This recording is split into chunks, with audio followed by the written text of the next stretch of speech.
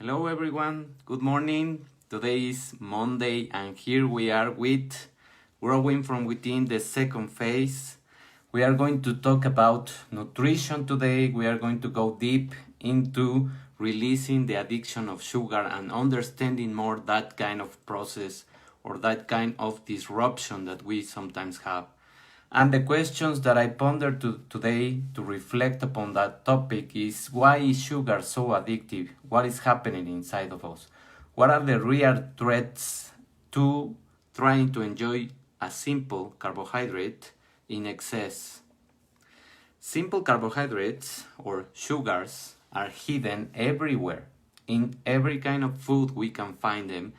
Of course that now the industry has made a lot of tricks so that we don't understand some of the technical words that are behind those things. And by doing that, we are engaged into buying the things that just have the sweet spot. That's the idea, that you get to that sweet spot where you cannot stop eating and you demand more. One of the main reasons people become addicted to them is because, in spite of giving you such a glimpse of energy or feeling joyful, they will drain your energy afterwards, and many times they will bias you or drive you to an episode of hypoglycemia. That's why they send you to anxiety, distractions, and mood swings throughout the day. So the idea is to avoid all of those tricks by the industry and stop being addicted to such a threatening nutrient, if we can call it like that. Because as we defined some weeks ago, the simple carbohydrates are not necessary in that amount of in the food. We are just allowed to eat 50 grams for the adults in one day of sugars. That's the idea. And 26 grams for children in the whole day. So if you make the count, probably you are going beyond that quantities. So the idea is that we have different types of people that are demanding that sugar. There are different kind of personalities. There are one type of addicted to sugar people, which are called perfectionists. And these are the people that want more energy. They are not satisfied with what they are doing. They are always wanting more. And what do? They start drinking supplements, aids, or energy drinks to boost their level of energy. What are they doing with that? Those kind of drinks have caffeine, taurine, and sugars in high quantity. So what they do is that they boost the energy for a while, but then they deplete it so much that they feel exhausted. In addition to having problems with the brain, because such a high rush of sugar to your brain just makes a mess in the connections, in the wiring process, and the brain uses better the ketone bodies instead of sugars, and ketone bodies come from fat. So the idea is to reduce the levels of sugar little by little. You cannot do it also in one day or just like that. You are going to reduce it step by step and just trying to avoid spoons of sugar or trying to count the grams of sugar that you are already consuming. By reducing that amount of sugar in small amounts, you won't be driven to an anxious episode. You won't feel bad and you won't have headaches. That's the idea, that if we do it gradually, we can arrive better or easier to the goal that we want. What is the other type of people that want the sugar? People that don't sleep well. They have insomnia, or they like to go to sleep very late and they are watching screens at very late hours. So that people, as they don't sleep well, the depletion of sleep drives them into anxious behaviors, and then they want energy. Remember that we have mentioned that sleep is your reset button, is your mechanism of healing, detoxifying your body, and making you more energetic in the day. So if you cut off your sleep hours, or if you are watching screens, or if you are stressed while you are going to go to sleep, then you are going to be driven into having a poor night of sleep, and that will trigger the mechanism of feeling anxious the next day, because cortisol levels will be really high. So that anxiety, that depletion of energy is a result of the cortisol levels that you raise by not sleeping well. So the idea is that you sleep well, and before you go to sleep, do some relaxing things. Listening to calm music, meditating, journaling, all of those things can drive down your heartbeats and start making you easier to sleep. What else? Probably you can be tired because you have an hormonal imbalance. So you have to check your hormones to see if something is wrong.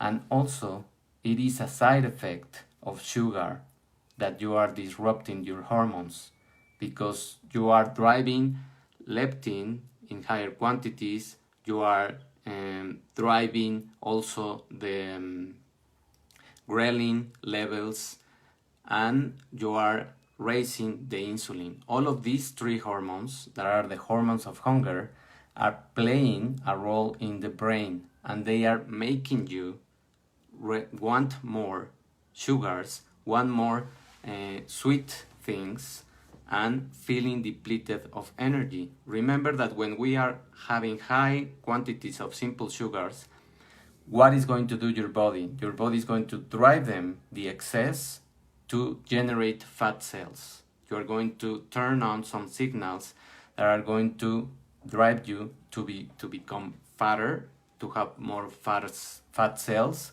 and by having more fat cells, those cells are going to release leptin.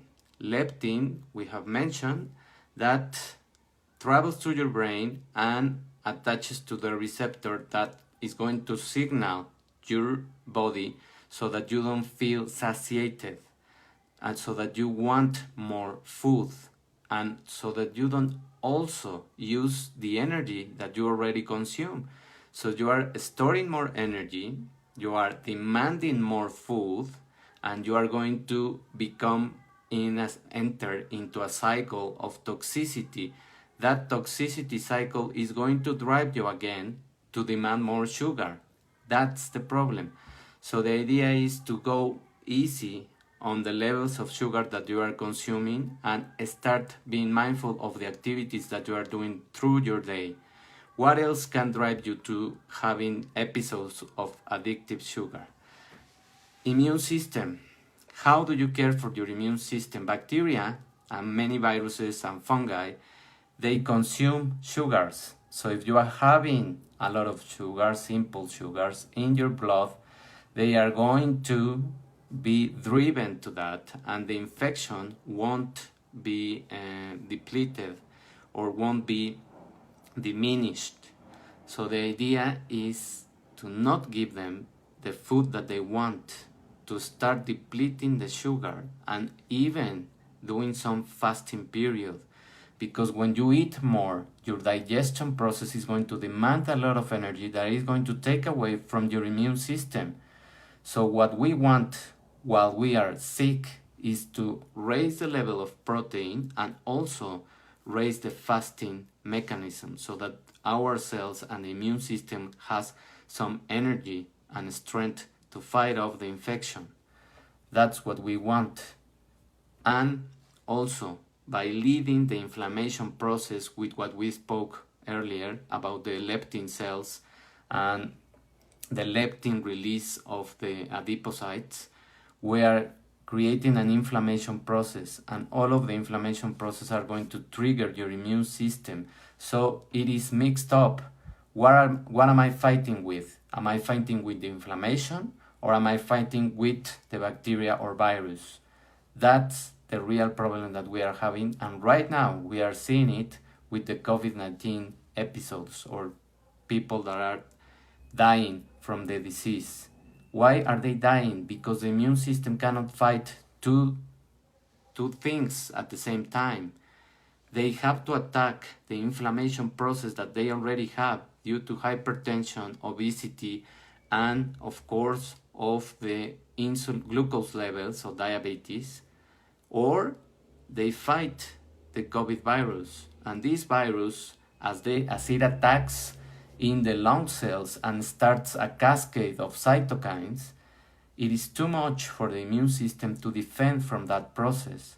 So right now it is really an urgent need that we start depleting those sugar needs, and we start incrementing the fasting period, because that's the only way that we are going to be able to be strong. Also, exercise is going to lower the inflammation process, it's going to boost your mechanism, it's going to lower the cortisol levels, increase the good hormones, and regulate all of the hunger hormones.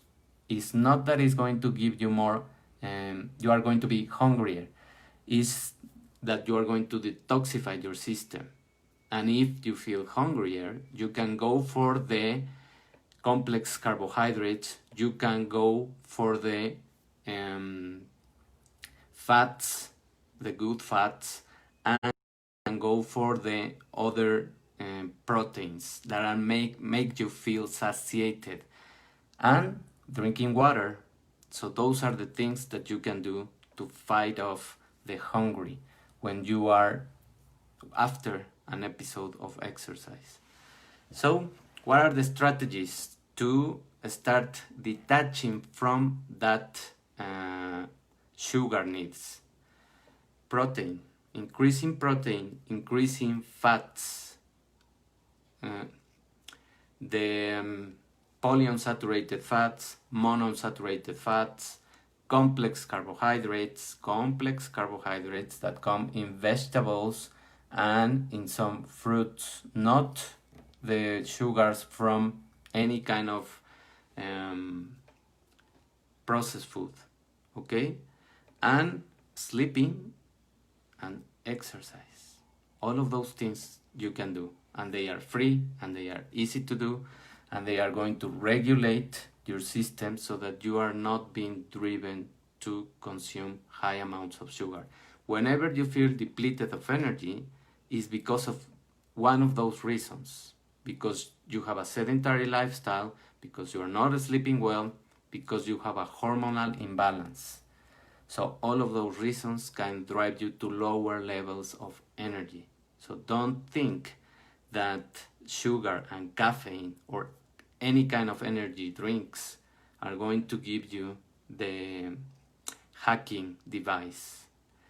Thank you very much for paying attention. Thank you, Laura, for being here again in this second part of Growing From Within. Thank you, Mia, for connecting. Thank you, Carla, and I really appreciate your following, your comments, your tagging, and of course the response that we are having with this. Tomorrow we are going to go deep into epigenetics, into the metabolism, into what am I doing in my DNA to drive myself into some diseases. So I hope that you are here connected at 10 a.m. Have a wonderful day, and I'll see you tomorrow. Bye.